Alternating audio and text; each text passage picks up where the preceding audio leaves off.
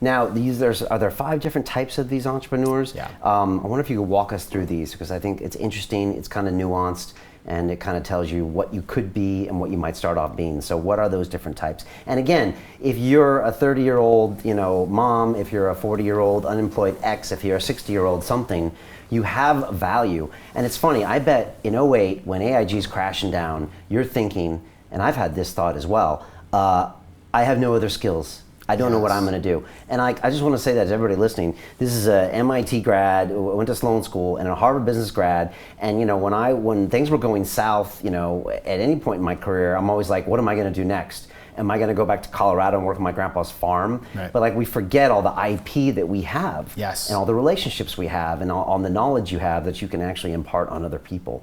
And it's everybody crazy. has it, right? No, I think when you surround yourself with people who do what you do all day, like when you're on Wall Street, everybody's good at Excel spreadsheets, right? Like Excel spreadsheets, that is the language, that's all you do. And so you think, well, it's something everybody does. You walk outside your office building, walk a mile down the road, people would be amazed by your skills. And that has real value.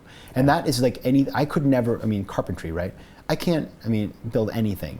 If I was starting a restaurant and I didn't have the money to pay somebody to do my carpentry and design, and somebody came in and helped me with it, I'd be happy to give them shares of my company, right? Of course I would, or an ownership stake in my restaurant. Right. So the 5 types of 10% entrepreneurs, yeah. And these depend on what you have in terms of resources, but the first is the angel, a person who invests capital in exchange for ownership in a company. Right. So it's that startup next door or that real estate project, I'm going to invest capital. And for people that don't know, why are they called angels? That's a good question. I think it's because you're coming in at the early stages and you're almost like an angel. You're coming in and you're the guardian angel for an entrepreneur who needs capital. Yeah, because usually it's the business is so new, yeah. It has no track record. You probably don't have much of one, and they're actually being kind of nice to give you the money. They're really believing in you yes. more than the business model sometimes, right?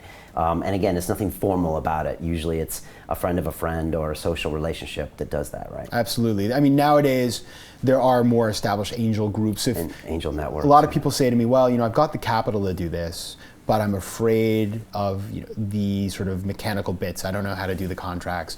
There are angel groups now that can help you to do that. Yeah. The other thing about angels that's kind of interesting is that people oftentimes think, oh, I've got to be a millionaire, or I have to be sold my company to be an angel.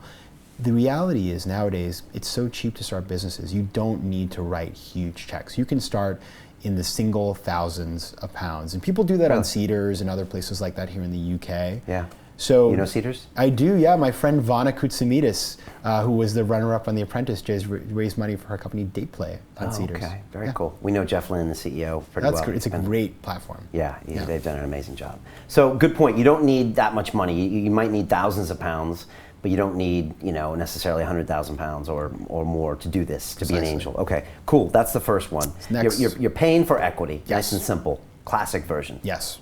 Next is the advisor we talked about. Instead of equity, you're giving your skills and your time. And the great thing about that is it's good for people who say, this business is too early stage, I'm just not sure yet, or I don't have the capital, or it's just I don't know quite what to do and I want to learn.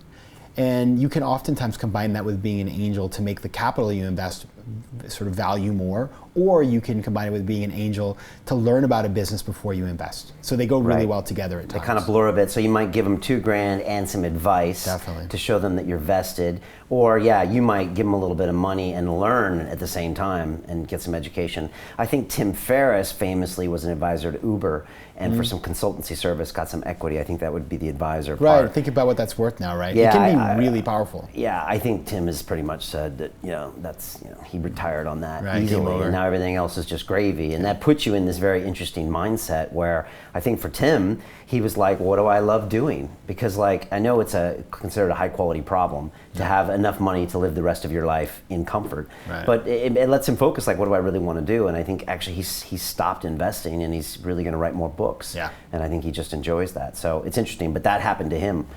So it obviously exists. All right, that's the second kind, advisor. What else is there? Third is the founder. It's somebody who starts and operates a company on the side while working full time. Okay. And then either does that for a while, and then if they find that they don't have enough time, they can either choose to go full time if it's sustainable, or bring in a partner. Okay.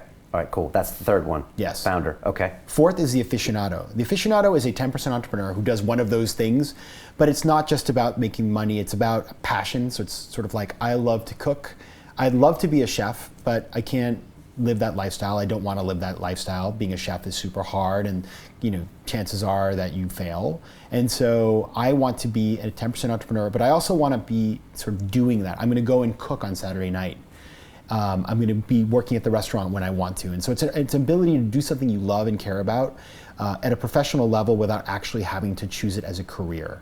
Okay, cool. So there's no exchange of equity or anything. You just there is. There is. Okay. It's just it's a slightly different form in that it's not just about sort of like pure business play. It's also it's about the passion and the hobby. Yeah, it was like guys on Wall Street that used to invest in like a bar in Jersey or Long Island. You'd bet, and you're like, "What's your return?" They're like, "I don't care. I walk in and I own the bar." Yeah, so like it's just fun, and I love seeing these guys succeed. And I'm not really in it to make the money, but I'm in it to learn. So okay, interesting. Yeah, basically it's professionalizing your hobbies and having an upside potentially in something that you love to do. Okay, cool. And finally, the 110% entrepreneur, which is that entrepreneur who says, I'm an entrepreneur.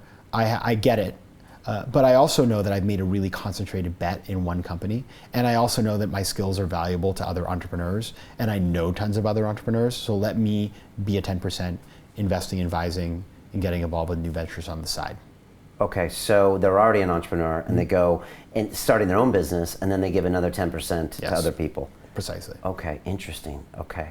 Right, and you tweeted someone out today. You met with a woman here in London, and you said she's 110%. Yeah, Vanna, Cedars Vanna. Yeah, she's got 2 businesses actually, and she's doing great. And I think that makes a lot of sense because and you see a lot of this.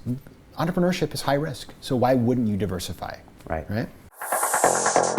Continue watching this fascinating conversation for free by clicking on the link below to visit our website, learn from the best minds in the world, and connect with a community of passionate people building the best versions of themselves.